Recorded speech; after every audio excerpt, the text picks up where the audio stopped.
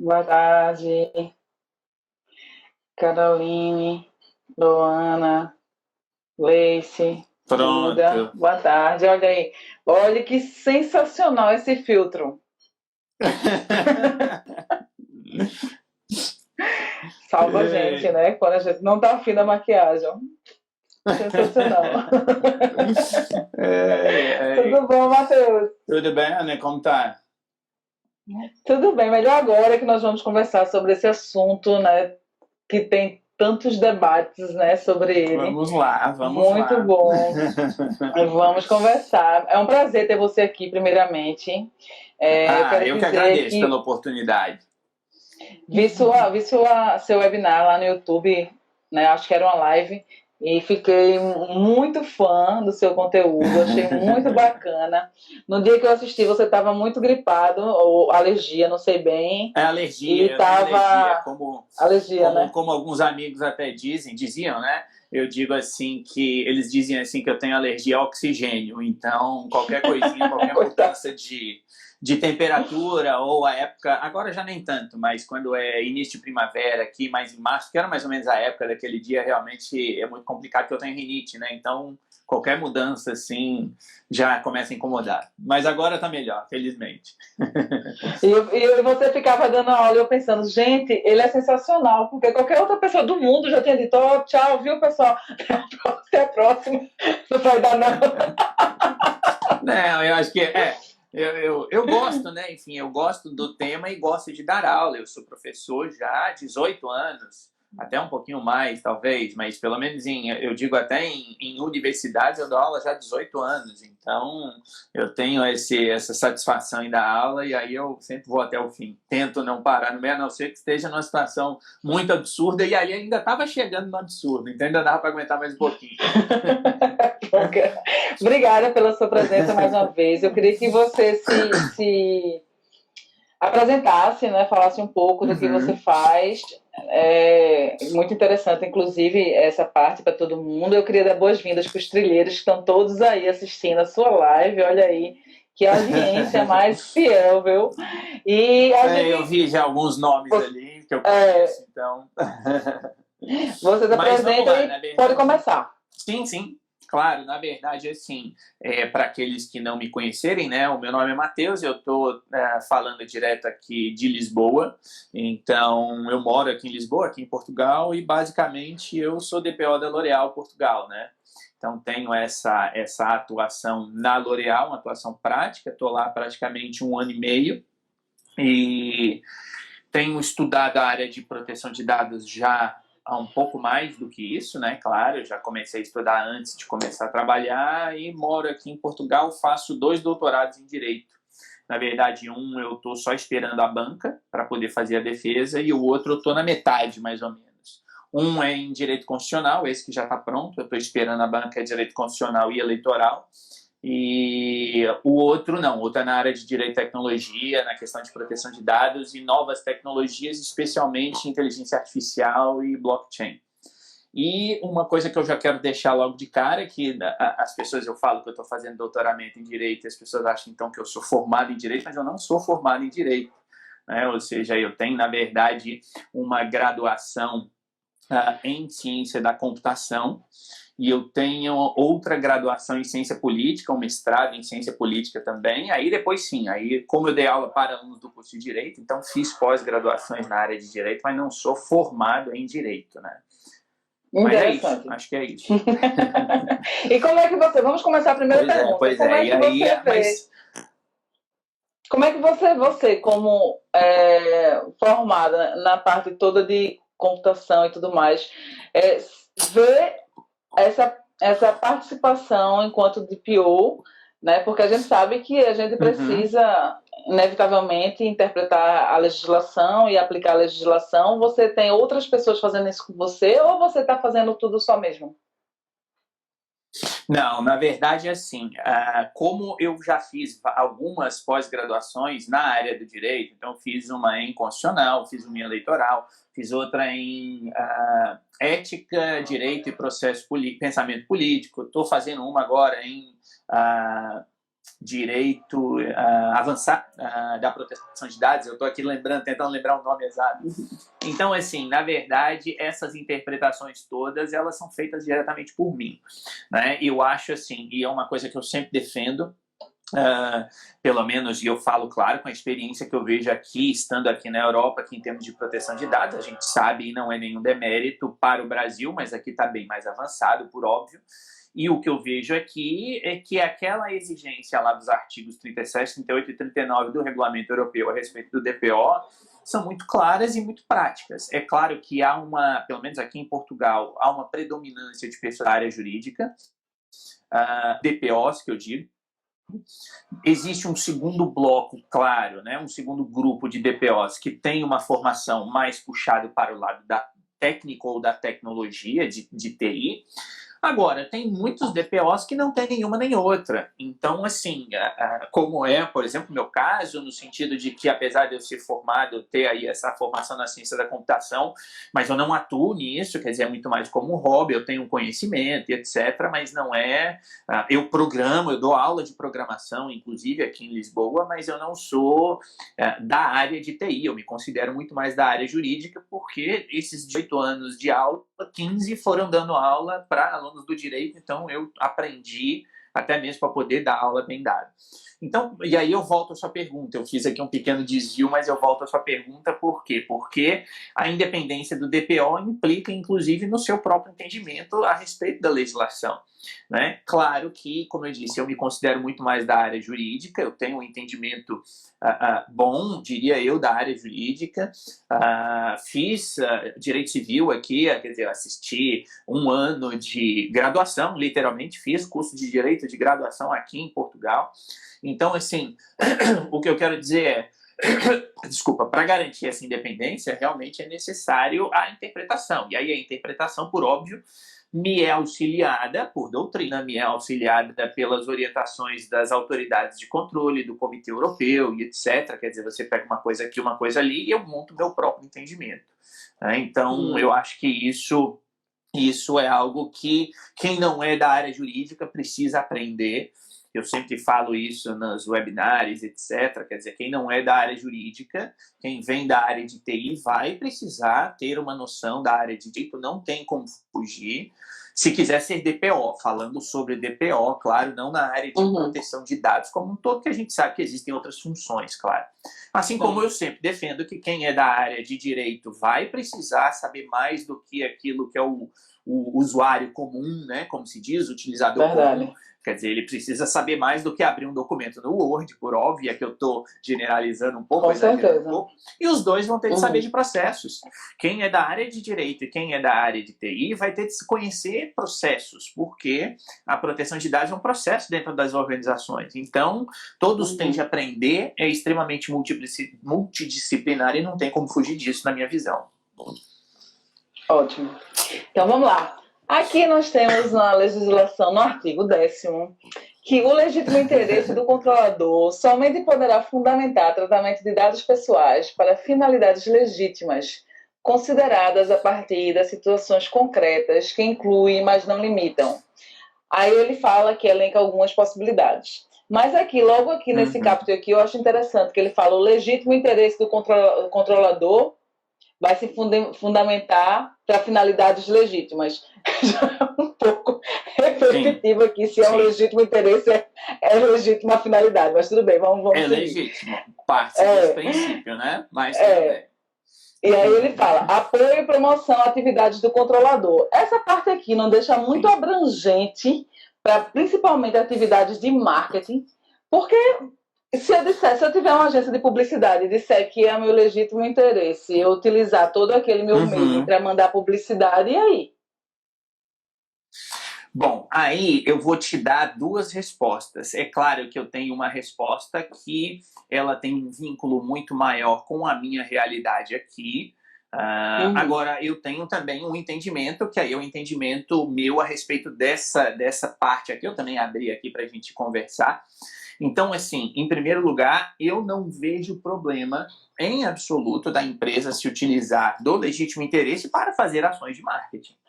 Quer dizer, o marketing em si, e aí aqui primeiro começando de uma interpretação aqui do regulamento e depois eu chegando à lei brasileira, porque eu acho que tem uma certa semelhança, né? Nesse entendimento. Então, quer dizer, o regulamento europeu, ele deixa claro lá nos seus considerandos, e se não me engano é no 47 ou 48, não vou lembrar de cabeça, mas é por ali, que a comercialização direta, né, o marketing direto, pode sim ser utilizado como legítimo interesse, ou tendo como fundamento, como base legal, legítimo interesse. Não quer dizer que necessariamente, se você faz uma ação de marketing, você vai se utilizar do legítimo interesse.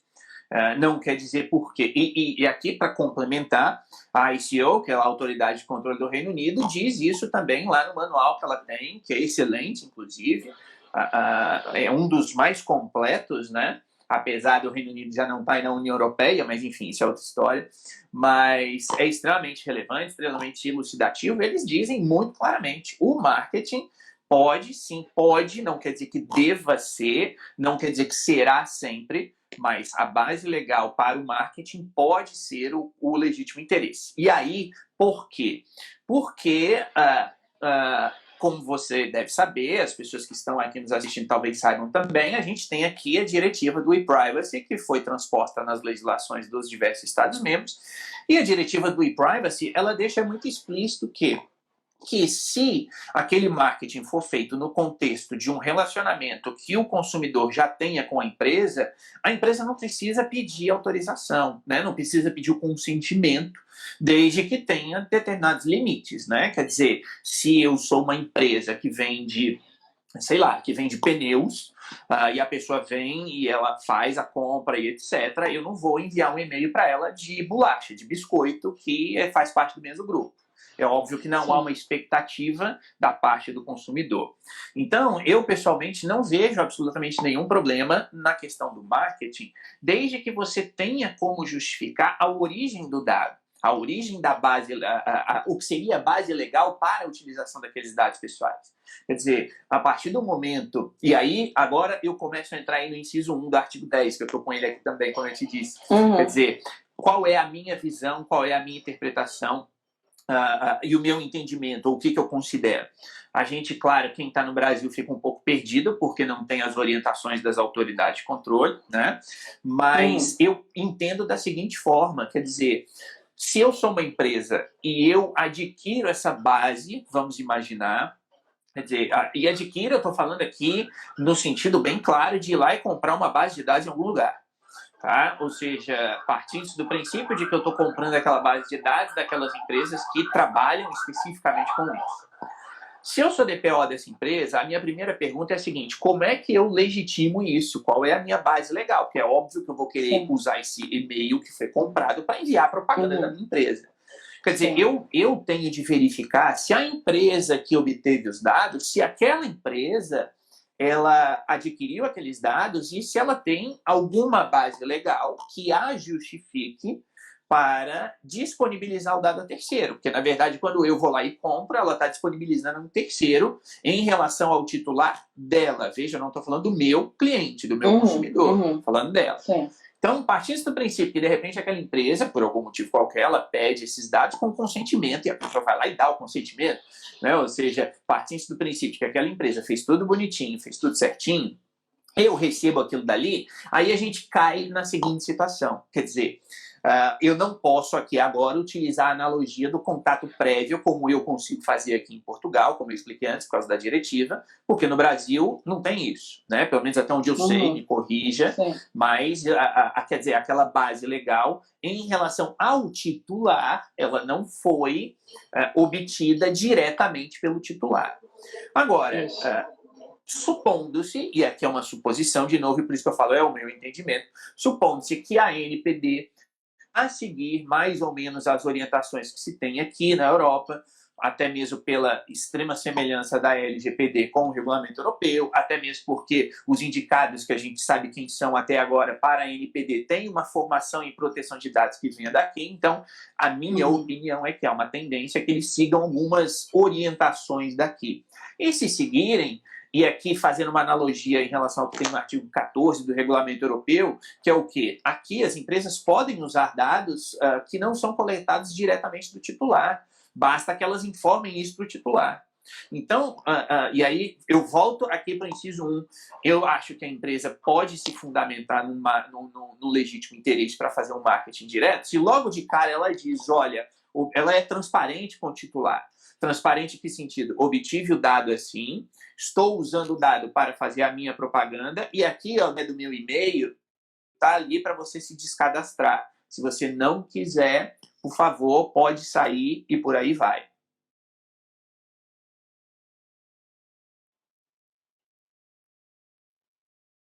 É claro que o legítimo interesse, ele tem aquela questão que a gente sabe também, que é uma questão referente à proporcionalidade, ou seja, eu como controlador, e, de novo, pegando aquilo que nós temos aqui, porque no Brasil não tem orientação. Então, eu estou fazendo, Sim. de novo, essa analogia. Eu tenho Sim. que fazer aquele teste das 3 partes. Eu tenho de ver a finalidade, se a minha finalidade é legítima, e eu tenho de ver a minha necessidade de fazer aquele tratamento, e eu tenho de fazer o meu teste de proporcionalidade em relação a isso.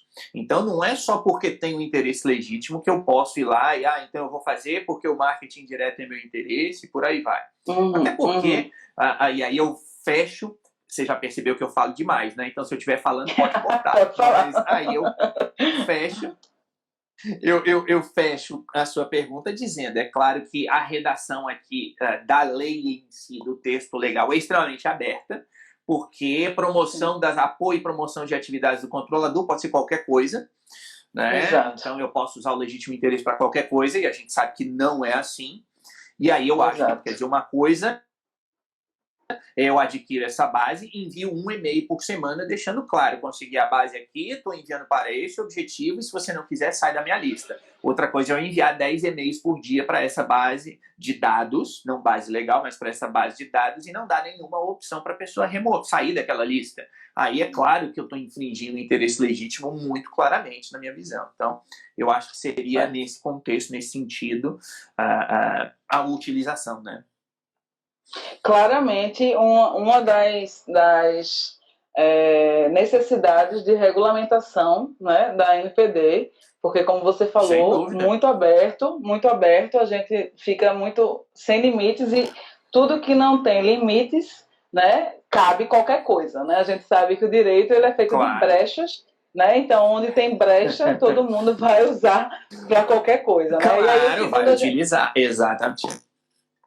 Até que alguém vai regulamentar, então. E aí a segunda diz, proteção em relação ao titular do exercício regular de seus direitos ou prestação de serviços que o beneficiem, respeitadas as legítimas expectativas dele e os direitos e liberdades fundamentais no termo dessa lei. Esse daqui eu acho que tem total relação com o que você acabou de falar, né? Respeitado os interesses dele em relação às expectativas que ele tem, né, em relação àquela pessoa, ou àquela empresa, ou àquele serviço, enfim. O que é que ele está esperando dali? Porque se, por exemplo, eu fui no salão de beleza, eu posso esperar uma promoção do salão, uma promoção de estética, uma promoção vinculadas a essa área, né, onde eu eu permiti, né, o uso dos meus dados. Então, isso significa dizer que é amplo, né?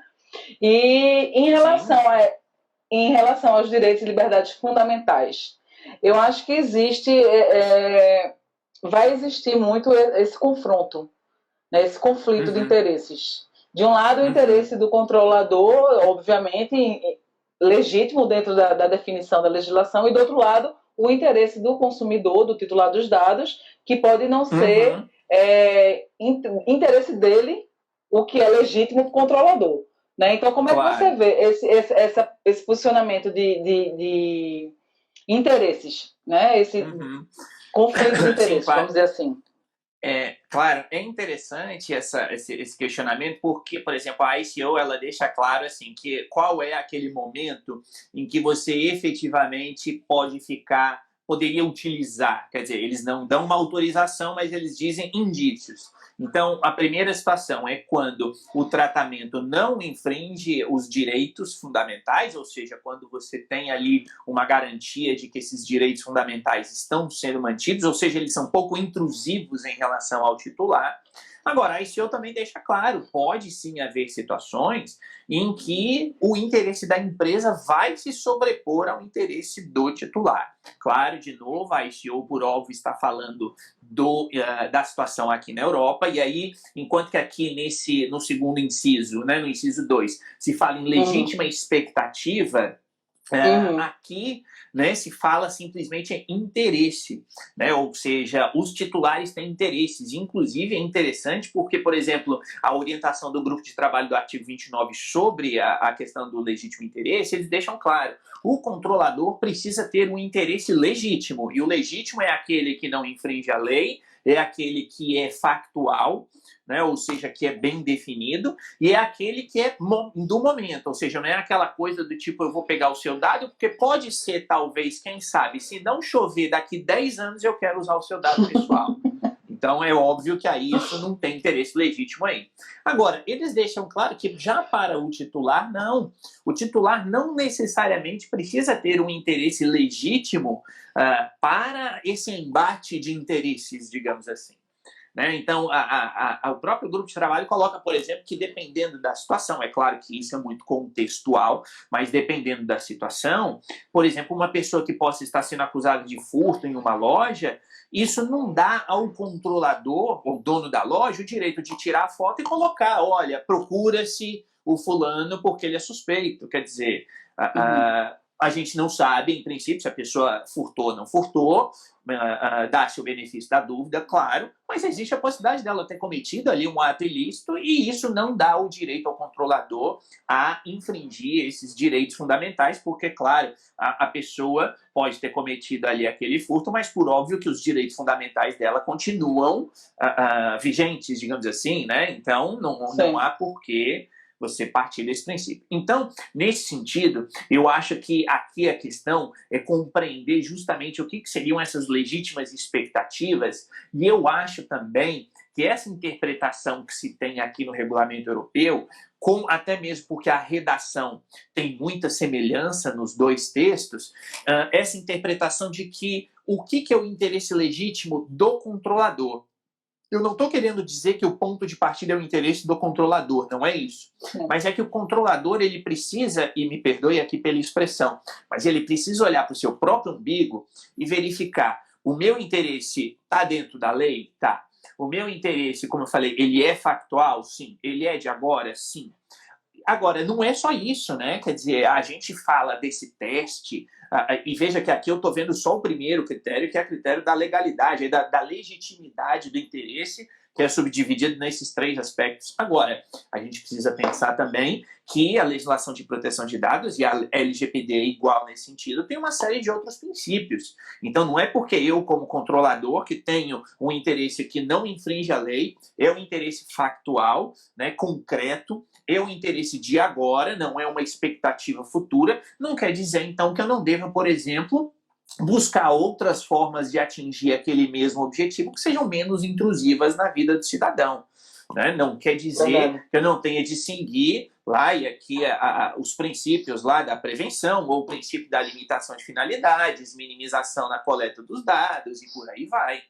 Quer dizer, o fato de eu ter um legítimo interesse não quer dizer que eu não deva me limitar, eu como controlador, a outros elementos. Então, essa análise do legítimo interesse, eu acho que ela pressupõe, e é difícil, ela pressupõe uma conscientização, se é que eu posso falar assim, uma consciência do controlador de saber que ele não pode fazer qualquer coisa porque ele tem um interesse legítimo. E nisso, quer dizer, ele se autolimitando, ele tendo uma espécie de autocontenção, digamos assim, eu acho que isso já é um primeiro passo para garantir os direitos e liberdades do titular. Aí a gente vai, quer dizer, isso aqui que eu estou falando é aquele primeiro momento da análise que o controlador deve fazer para ver se o legítimo interesse pode ser usado ou não.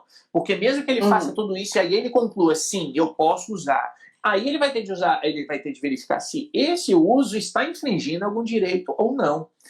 Em um nível tão gravoso que aí os interesses e as legítimas expectativas dos titulares se oponham claramente ao interesse do controlador, né? Então, eu acho que nesse sentido, essa Essa verificação é fundamental e aí quem vai trabalhar com isso nas empresas vai precisar bater o pé e fazer esse tipo de coisa. E aqui eu falo especialmente com o DPO, claro, mas outros também, no sentido de evitar esse tipo de situação, né? Porque a gente, e isso é uma coisa que às vezes eu vejo que eu tenho a sensação, isso é só realmente sensação, muito subjetivo, mas eu tenho a sensação de que as pessoas se esquecem de que a proteção de dados ela não é uma modinha para garantir o bom funcionamento das empresas, ela é a garantia de um direito fundamental, né? Quer dizer, aqui claramente um direito fundamental, no Brasil tem lá a emenda 17, se não estou em erro. Exato, tá não sei se já foi aprovada ou não cheguei a acompanhar. Mas, enfim, então é a garantia de um direito fundamental. Mas então, em algum momento vai ser. Vai ser, claro. Não tenho dúvidas também. Esse é um caminho sem volta, né? Agora, em relação ao que você falou aí, Matheus, como você é brasileiro, né?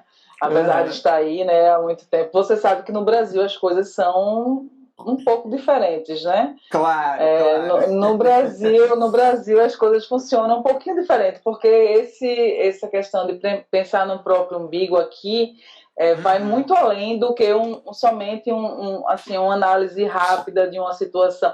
Que aqui as pessoas geralmente só pensam no próprio umbigo, isso é um fato, e as pessoas têm essa, infelizmente, né, porque eu sou brasileira, amo o meu país, mas infelizmente as pessoas aqui têm uma tendência a utilizar todas as possibilidades para fazer. Para se dar bem, máximo, né? Sendo mais claro, exatamente. Sim, exatamente. Não, claro.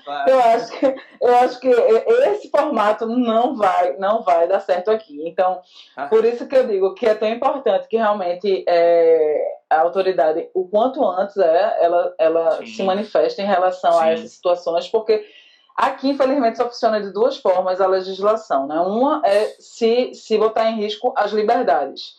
E a outra é se botar em risco o bolso. Né? Doer no bolso, né? Se não tiver nenhuma dessas coisas aqui, realmente, infelizmente, as coisas não andam por ética, por cultura, por mudança de mentalidade, mudança de mindset. É tudo lindo, mas tudo teoria. Na prática mesmo é outra coisa, né? Então, vamos continuar aqui. Vamos continuar. Quando o tratamento for baseado no legítimo interesse do controlador, somente os dados pessoais estritamente necessários para a finalidade pretendida poderão ser tratados. Aqui eu acho interessante também, né, porque ele diz que somente os dados pessoais estritamente necessários, mas a legislação já diz que o mínimo necessário ele precisa ser observado, né? Então, é o mínimo do mínimo aqui no caso ou não? Claro, eu leio isso daqui e para mim, sinceramente, esse parágrafo primeiro, ele está sobrando. Quer dizer, na minha visão aqui, no meu, na concepção daquilo que se tem como proteção de dados, ele está sobrando, porque dá a entender, então, que quando forem outras bases legais, então, eu não preciso coletar somente os dados estritamente necessários, eu posso pegar qualquer coisa. Exatamente. Então, eu acho que ele está sobrando, ele é redundante. Eu não sei se o legislador teve o interesse de reforçar, mas se teve esse interesse de reforçar, reforçou de uma maneira muito mal escrita, muito mal redigida, porque a interpretação, e eu acho que a gente é contrária. Exato, exatamente. A gente não precisa nem ter um grau de interpretação jurídico fantástico. Qualquer pessoa que lê isso aqui entende. Quer dizer, quando for esse daqui, então eu pego. Portanto, quando não for, eu não preciso pegar. É uma relação de lógica aqui. Então, realmente, isso aqui é um parágrafo que quando eu li, eu falei, mas não entendo qual foi a razão disso daqui. Né? Realmente não consigo perceber essa redação, não sei o que se quis dizer, porque, por óbvio, a gente sabe que, independentemente da base legal, você só vai pegar o mínimo necessário. Senão você está infringindo um princípio que acho que na LGPD está no artigo 6º, né? Os princípios, se não me engano. Que aqui é no 5º, aí é no 6º. Exatamente. Quer dizer, a limitação, a minimização de dados, a coleta do mínimo possível para você atingir aquele objetivo. Senão você já está indo contra. Então, não adianta, né? Exatamente. E aí é importante você dizer isso, porque quando um empresário pega a legislação para ler e ele vê isso aqui, aí ele chama o advogado e o DPO e fala assim, olha só, aqui temos brechas, viu? Porque é assim, né? Temos brechas aqui, então as outras coisas, então complica a nossa vida. E aí eu vou dizer a você, que bom que você não é da área jurídica, porque aqui no Brasil temos muitas legislações assim, que claramente quem criou não sabe o que está fazendo, nem o que está falando. Então, é sensacional. Pois é, né? Não faz sentido algum isso, está completamente, enfim, né? Já comentei, como é desnecessário isso. E contraproducente até, né? Exato, leva a erro que já tinha sido considerado anteriormente, né? Então vamos lá. Exato. A próxima diz: quando o tratamento for baseado no legítimo interesse do controlador, somente os dados pessoais estritamente necessários para a finalidade pretendida poderão ser tratados. Isso. Mas os estritamente necessários, né, também está vinculado ao mínimo necessário, né? Então, meio que ele se repete muito aqui na mesma coisa que já tinha sido dita anteriormente, né? Sim, sem dúvida. E aí vamos para a próxima, porque essa aqui é a mesma coisa do anterior. O controlador deverá adotar medidas para garantir a transparência do tratamento e dos dados baseados no seu legítimo interesse. Transparência também é um princípio, né, básico. Né? Então, quando a gente fala de proteção de dados, a gente tem necessariamente falar do mínimo necessário, de transparência, né? Então não tem como. Realmente foi um artigo muito repetitivo. Muito mal redigido, repetitivo. Mal elaborado, exato. Mal elaborado, exatamente. Né? Por essa visão, quer dizer, ele deve adotar as medidas para garantir a transparência baseado no seu legítimo interesse. Talvez a gente possa tentar ser um pouquinho benevolente de dizer assim, né, que o legítimo interesse talvez não seja tão transparente ou tão não transparente. Aí, claro, é redação muito ruim, mas não transparente, mas não tão claro de ser compreendido quanto as outras bases legais. Quer dizer, o consentimento é muito claro. Ei, fulano, vem cá e vinculando a transparência ao legítimo interesse, né? Seja transparente qual é o seu legítimo interesse. Exato. Só foi isso mesmo. Essa interpretação, como eu disse, benevolente, porque aqui no regulamento europeu está claro. Lá nos artigos 13 e 14 tem explícito. Quando o controlador, que aqui em Portugal é o responsável pelo tratamento, né? Então eu sempre tenho o costume de falar o responsável pelo tratamento. Mas quando o controlador ele se fundamenta no legítimo interesse, quando o fundamento de licitude é o legítimo interesse, ele deve colocar na sua política de privacidade, e aqui eu digo a política de privacidade porque é o local em que, claro, o controlador vai demonstrar essa transparência, ou pelo menos um deles, mas ele deve colocar qual é o legítimo interesse dele. Então, o regulamento diz isso muito claramente. Então, talvez, mas de uma maneira muito mal redigida, o que esse parágrafo 2º quis dizer seja isso, do tipo, olha, você usou como base legal o interesse legítimo? Sim. Então, diga ao fulano qual é esse interesse legítimo. Esse seu interesse legítimo. Exatamente. Para ver se é legítimo mesmo, né? Exatamente. Até mesmo porque, claro... Não, e você fala uma coisa que é fundamental. Quer dizer... Quando a gente fala em termos de privacy by design e by default, a questão da verificação é fundamental. Né? Ou seja, não adianta o controlador que simplesmente coloca lá, e aqui eu de novo repito a política de privacidade, porque é o mais visível para o consumidor, para o titular de dados. Então, se lá ele coloca, olha, para o tratamento X, eu vou me fundamentar no consentimento. E isso é muito claro para o titular, porque o titular, na hora que for ceder os dados, eu vou dizer assim, ele vai ver a caixinha dizendo, você consente, sim ou não? Né? Ou, quando é a execução do contrato, é muito tranquilo, olha, estamos aqui fazendo um contrato de compra e venda, então é óbvio que eu preciso desses dados, quer dizer, é mais simples. Sim. Agora, o controlador, ele não pode simplesmente chegar e falar, olha, para esse tratamento aqui, XPTO qualquer, eu vou usar o legítimo interesse como base legal, ponto. Porque se o controlador fizer isso, ele não está sendo transparente com o titular, porque ele não está deixando claro qual é o legítimo interesse, ele não está cumprindo com um dos princípios do Privacy by Design, que é justamente o quê? A verificabilidade. Ou seja, não é só eu dizer que eu faço, mas é eu deixar que terceiros externos e em tese independentes, né, não envolvidos naquela situação, comprovem que você faz. Então, talvez, repito, né, esse parágrafo 2º possa ser interpretado nesse sentido. E aqui Se o primeiro, eu acho, o parágrafo primeiro não tem escapatória, é péssimo. Não, eu acho que esse péssimo. parágrafo segundo, você ainda pode torcer um pouquinho e tentar ter essa interpretação aí mais benevolente com o legislador. Só porque ele criou a lei de proteção de dados, isso é importante. Senão, não. Desse jeito, viu, Matheus? É complicado a vida.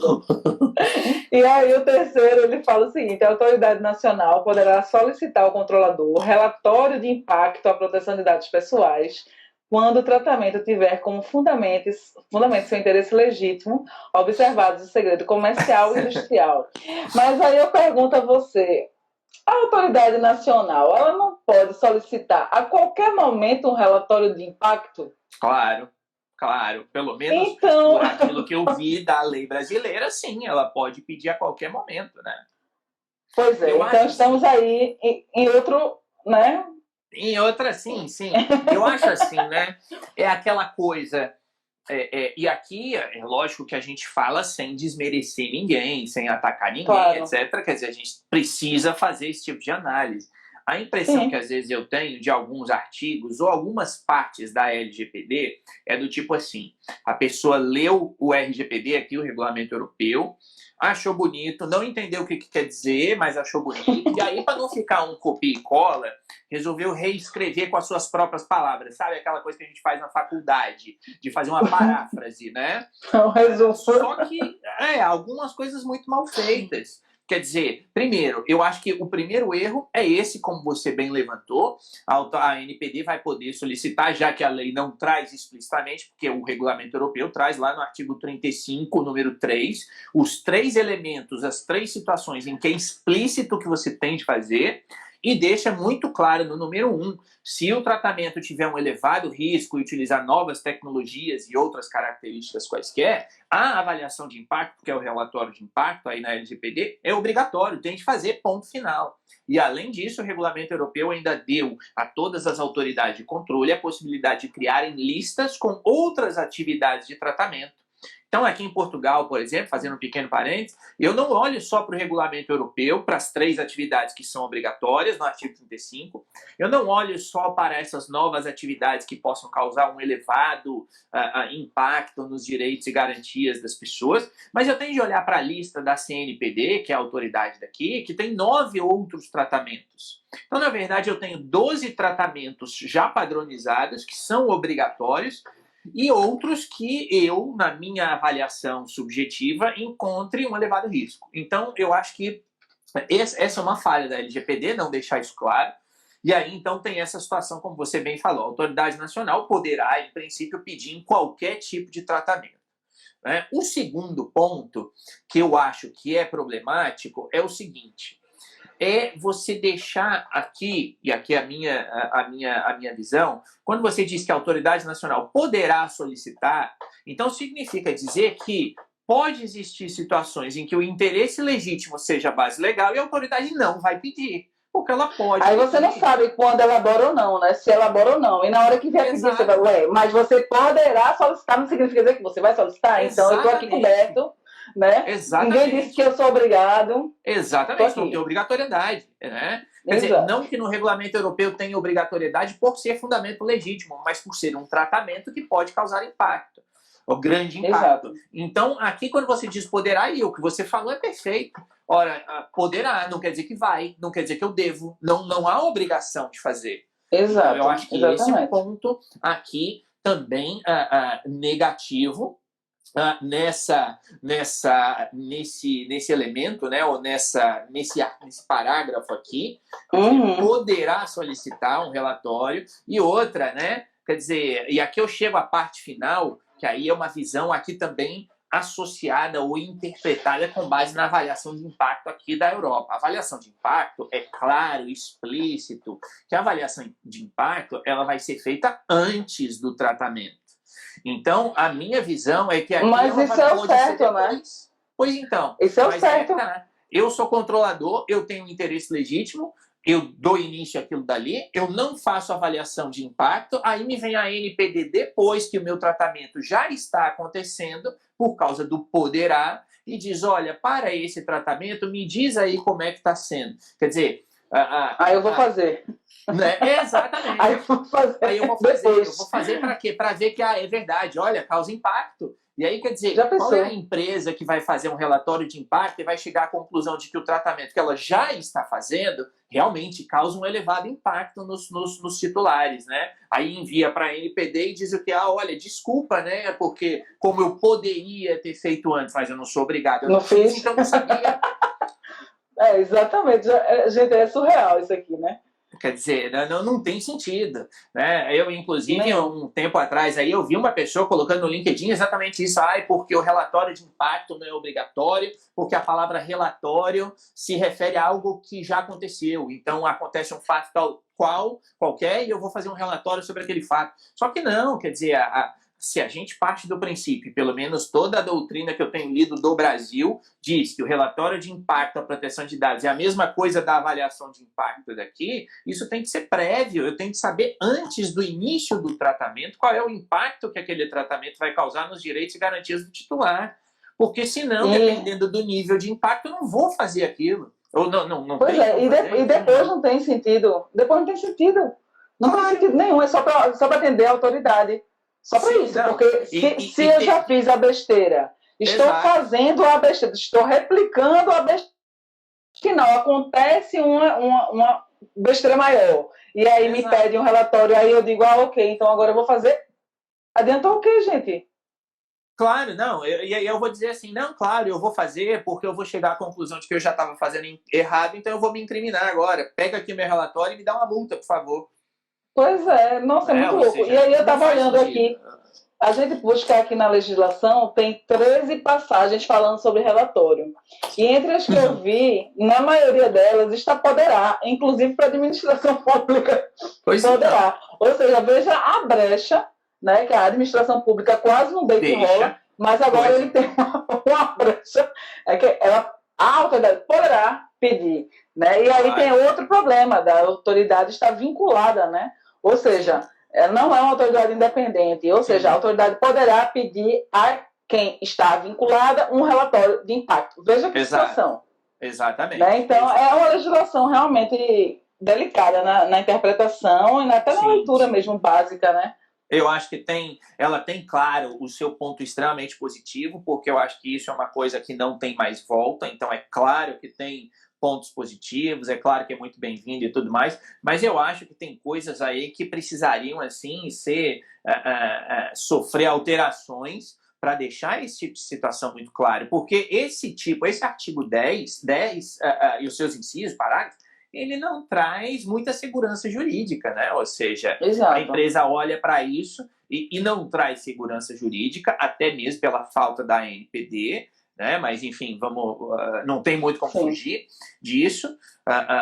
Então, quer dizer, para esses processos de adequação, e eu falo que alguns eu até acompanho daqui, apesar de estar aqui, mas, enfim, como que um controlador vai se adequar ao seu interesse jurídico, ao seu interesse legítimo, se ele não sabe qual vai ser a interpretação, se ele não sabe o que pode vir? Pois é, isso é muito importante a gente dizer aqui pelo seguinte, a gente que está estudando, está imerso no tema, a gente sabe que muitos já tem doutrina em relação a isso, dizendo que é obrigatório o relatório, a gente precisa fazer, que faz parte. A gente sabe tudo isso, viu, pessoal? A gente não está aqui dizendo que não é preciso, não. Claro, a gente está dizendo que existe uma brecha clara, né, que dá cabimento a outras interpretações. Exato. E aí a gente vê o seguinte, pode ser que a pessoa que vai fazer uma adequação numa empresa, ela não esteja por dentro dos pensamentos das outras pessoas ou ela queira realmente inovar. Aí o que acontece? A partir desse interesse, né, pode surgir qualquer coisa. Claro. Porque aqui no Brasil é assim, as pessoas vêm com as teses criativas e o magistrado consolida, né, as teses criativas. É muito interessante. Aí o que acontece? Acaba por botar a perder, de repente, uma coisa que veio para agregar, né? Claro. Aí, no caso aí, com vocês aí, como é que está sendo esse tratamento, Matheus, em relação ao legítimo interesse? Fala um pouquinho como é que vocês atuam aí.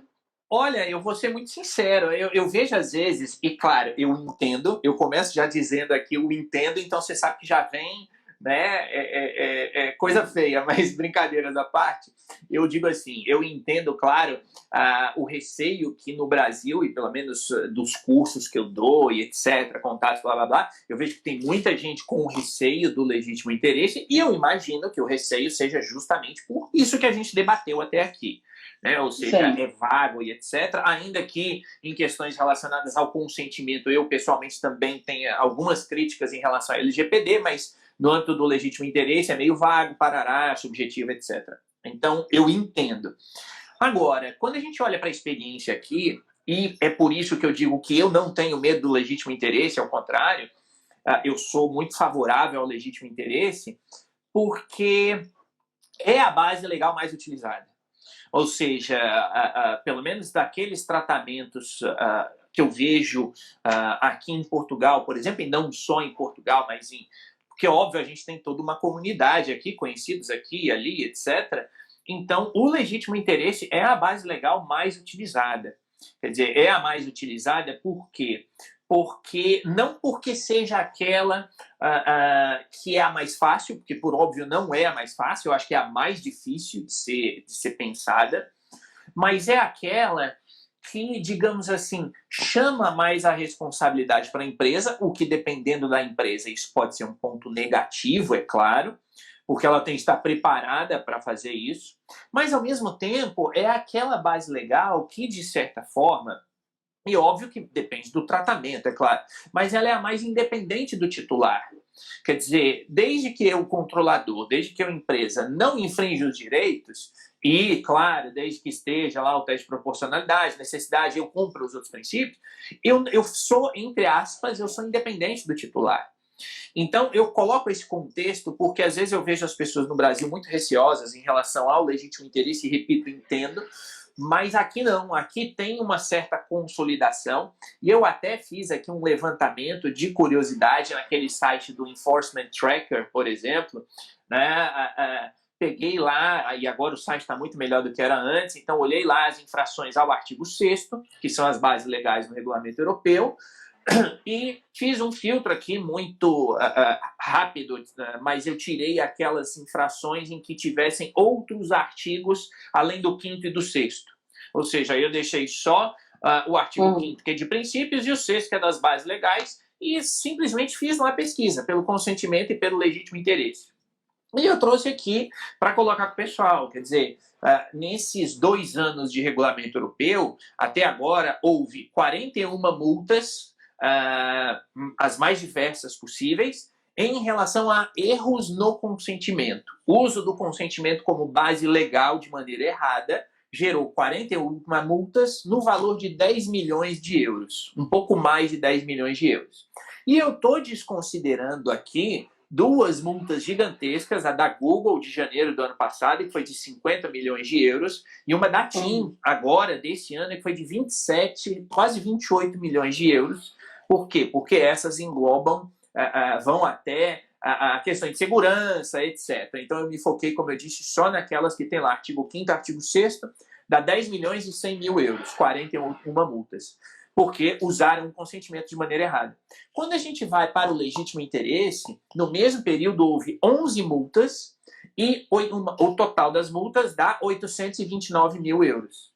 Ou seja, menos de 10% em termos de valores, né? E em termos aí de numérico de quantas multas, 25%, né?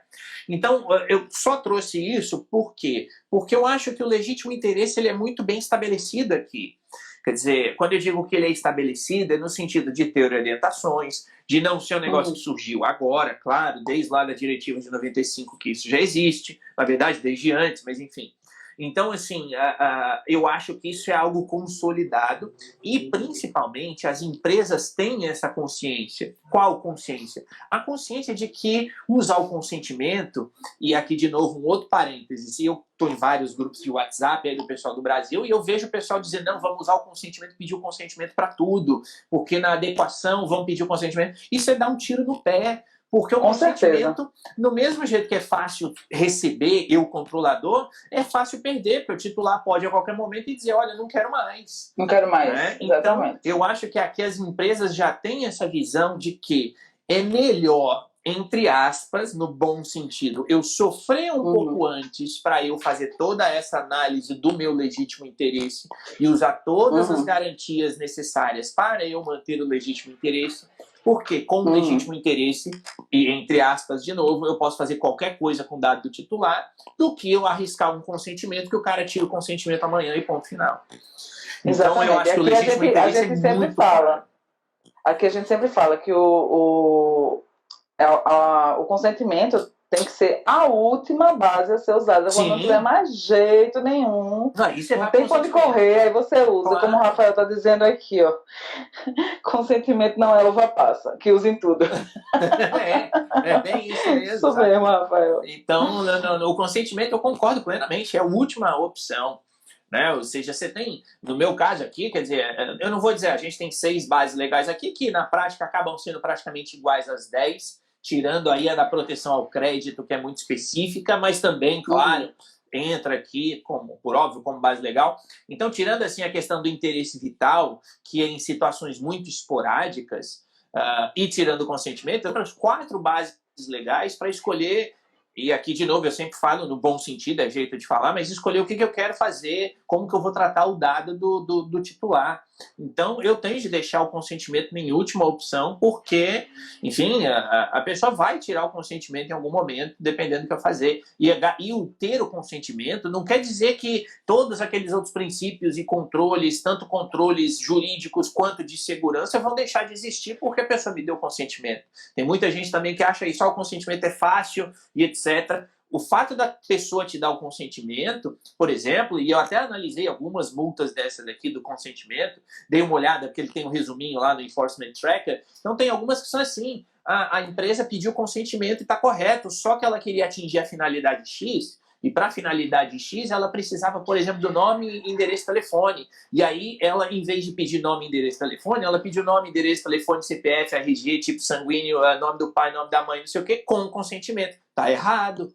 Quer dizer, usou a base legal correta, no sentido de poder usar o consentimento, mas usou de maneira errada. Não usou o mínimo necessário, né? Exatamente. Foi além. Dizer, então aí você tem infração dos dois. Porque não adianta eu pedir o consentimento. E outra coisa, né? Fora a questão de risco, que dependendo, às vezes empresas têm essa ilusão de que eu vou pedir o consentimento, eu posso pedir qualquer coisa, porque a pessoa me deu o consentimento, e no caso de uma violação de dados pessoais, o risco para a empresa é muito maior se ela vaza, se são violados ali, né? São expostos 10 dados pessoais de um titular do que se são expostos 2, por óbvio.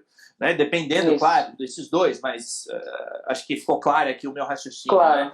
Então, sim, proporcionalmente falando, né? A gente não está falando de 2 dados sensíveis e 10 dados normais, não, proporcionalmente falando. Claro, sem dúvida alguma. Então, nesse sentido, você tem uma ilusão de que o consentimento vai te ajudar e nem sempre vai. O consentimento, eu concordo com o que você falou e assina embaixo. Tem que ser a última opção.